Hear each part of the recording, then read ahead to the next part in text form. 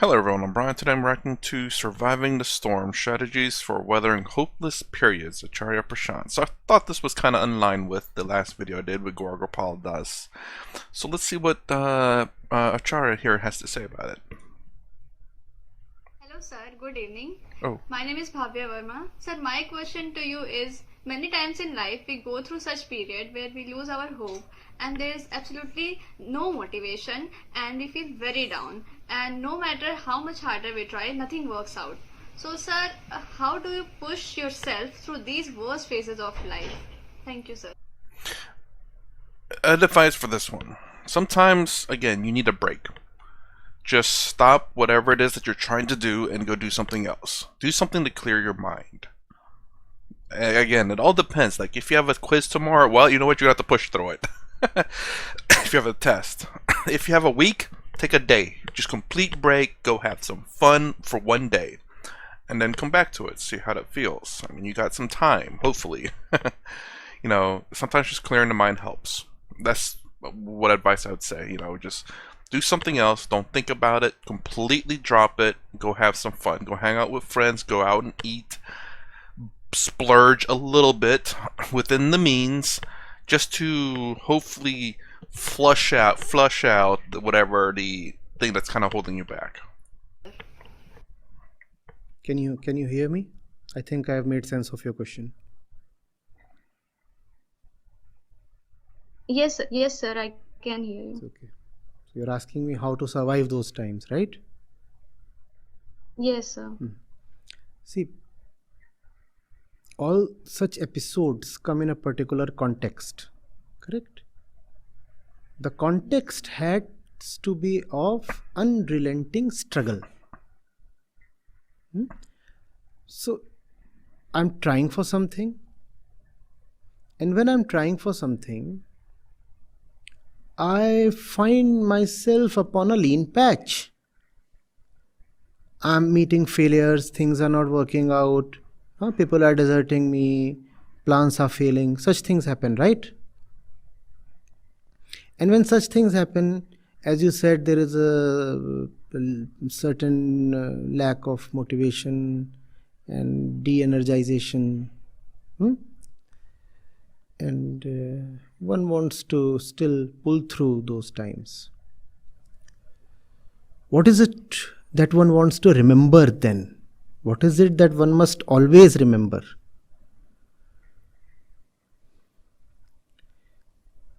The context, the bigger picture, and that is that I am trying for something very important, right? That I am trying for is something that deserves to be remembered. Otherwise, why would one try for it? I'm pushing towards something magnificent, something beautiful, something valuable. And that's the reason I'm pushing towards it. Right? Now, along the way, I have met with these disappointments. Now, what do I remember? The disappointments or the thing I am pushing towards?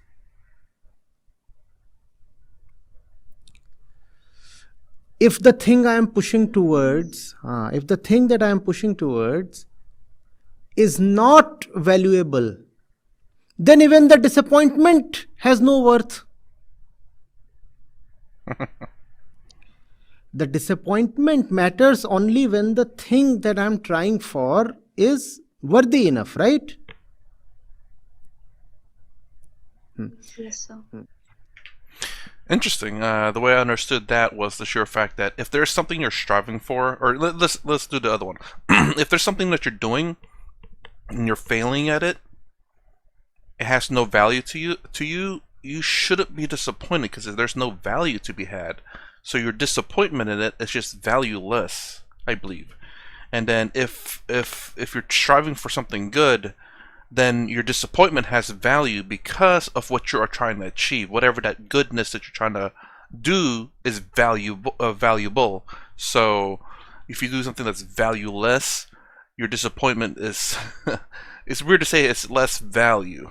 You shouldn't care about things. I don't know if it's that you shouldn't care, but If it's something that you do not value, that has no value, then to me that almost seems like you don't care. So you shouldn't be disappointed. Your disappointment is valueless because what you're trying to achieve is, well, valueless to you. But if you're trying to achieve something that has value, then your disappointment has value towards it too. And that's how I understood it so far. Now, what is more valuable, the thing you are trying for or the disappointment along the way? Remember that the disappointment is dependent upon the value of the thing.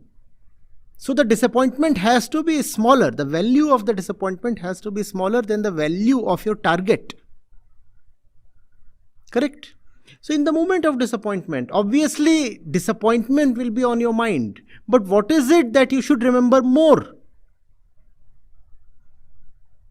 Please answer. Text. The target. That which you are Trying to achieve.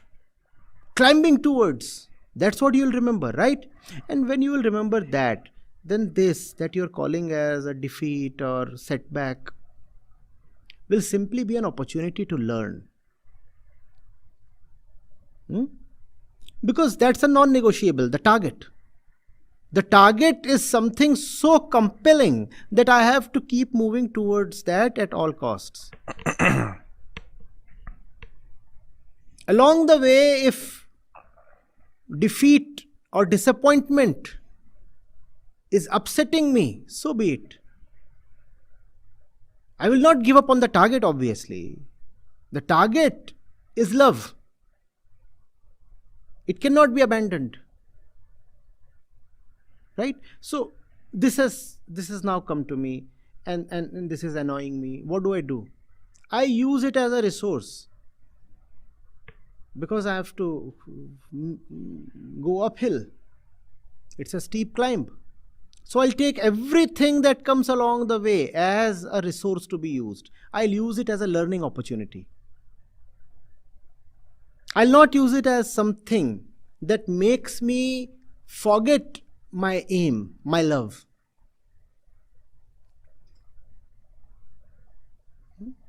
I'll rather take it as something that incidentally came to me, and now that it has come to me, it will be put in the service of my destination. So I learn from it. But all this that I'm saying holds good only if there is love for the destination. Only if the destination is valuable in the first place. And now you would have sensed why most people are broken irreparably by the disappointments along the way. Because the disappointments become bigger than the target itself. Why? Because the target in the first place was anyway already quite petty. If the target is not worthy enough, then any kind of minor setback will shatter you. Yeah. Or at least stop you. Let the target be very compelling. And then all the defeats and the difficulties will simply be stuff that you will want to take as a learning experience. All right, this didn't work out. I'll try something else. Because try I will. Because there is a commitment to the target. And it's not just a desire that I want to fulfill. The matter is of love. So I'm not going to quit. Obviously, that's not an option. That's interesting that he. I wonder how often he uses love as the object of achievement. I mean, it makes sense. Now, the way I interpret his love is, it doesn't necessarily that you want to make love to the object, whatever that object is, whether it be a person or an item or an idea. But love as in like a love for someone that you really care about. That way you don't deviate from your love towards it. You want to do everything you can to get to that point. You want to do everything you can to achieve that love for whatever it is. And if you love something very much, you will not give up on it. I like that. I just don't know. I'm trying to think of his other speeches. Does he does use love, but does he use it as a way of getting people to see whatever they're doing as that, though? Come what may, I'll continue moving. Now that I've had this kind of an unsavory experience, I'll go into it, I'll examine it. What is it that didn't work out for me? How do I become a better traveler after this experience? Choose your targets very carefully. Life must have a purpose. Do not give it some petty target. When I say target, I mean a proper purpose. I mean a destination that can fulfill your consciousness. When you will have a noble goal, then no defeat can stop you. You will continue to move, come what may. You know, the Vedic literature has a beautiful line. It says, Charanvai Madhu Vindati. It does not say that the nectar lies at the destination. It says, if you continue moving, in that there is Madhu. Madhu means ambrosia, nectar. In movement itself is the victory.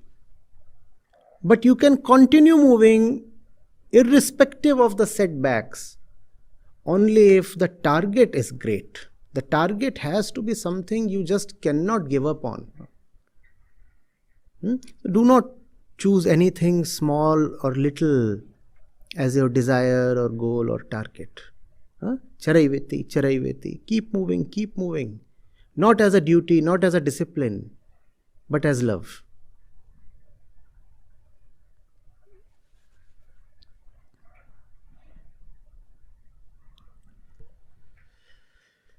Could I make a little sense, huh? Yes, definitely, sir. That's nice interacting with you, sir. Thank you. I'll give this. So yes, I assume whenever you are feeling this defeat and all that, you have tried to push through it. So yes, there are some people who have pushed through that and are able to, but there are some people who are constantly pushing through it for 6 months and just cannot get past it. That's where I suggest a break, because sometimes just clearing your mind, getting it out of your mind, getting your mind fresh, that you will start seeing things differently. You might, by watching a movie, I did not think about that. I should try that next. It has happened. Both methods you should definitely, of course, try to push through it if you can, and if you can't, just take a break. Cut it out of your mind completely to kind of give you a fresh start. Both are very valid, but I have made the assumption that you've already tried pushing through it and you just could not do it. So that's the reason why I give that advice in the very beginning. And I guess this is a little bit of a difference. Guar talks a bit more in general, but then again, he is talking to a population of in general, so he can't give exactly specifics. I wish Guar would do a Q&A, so I see how he can answer precise questions. So, like this one, I wouldn't say it's necessarily precise. It is a very good, specific advice. Push through the difficulties. You must make sure that the goal that you're going for is something that you love and cherish, that you must have, so that you can push through it. Whereas Guar, because he's not answering someone specific, it's a very general and broad good idea, but it's too non-specific to people who have specific problems. And that's the kind of the issue that I have. It's not really an issue. It's just that it's kind of, if you say something in broad, it can help some people because, sometimes you just need a little bit of a speech. You're like, oh my gosh, I didn't think about that. Now let me go fix my problem. That's the reason why I love hearing how people fix things, what people think, because it could give me ideas. It could help me in the future, help me now, help other people. I generally do listen a lot, and I do like asking questions because, again, how people fix something next time, again, because my job is fixing things, is whenever someone says, hey, I have this problem, it's like, okay, cool, I have to come down there and take a look at it. I start prepping myself. It's like, oh no, I got it, it's fixed. And it's like, okay, how did you fix it? I usually ask. Oh, something was stuck in the ribbon area. It's like, okay, cool. So next time something else happens in a different area, I can go there. They say the same issue. Say, oh, it's not printing or whatever, and I go there and it's like, the other person said there was something wrong with the ribbon area.